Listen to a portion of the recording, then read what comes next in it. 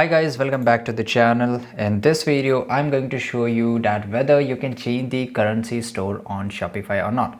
So to change the currency on your Shopify store, you have to just go to the setting which is on the bottom left side corner. Now just go over here, and after that here you have to just scroll a little bit down, and here you will find store currency. So here you can see the currency your product are sold in for your payout currency.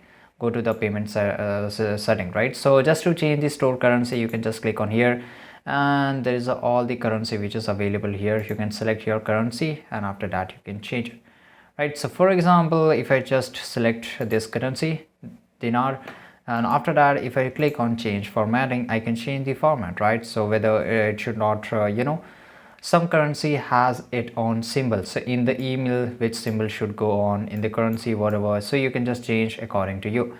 After doing it, just click on the save which is on the top right side corner, and that's it. So your currency, you have changed the setting. So this is it guys. If you found this video really helpful, make sure to like this video, subscribe our channel, and see you guys in the next video.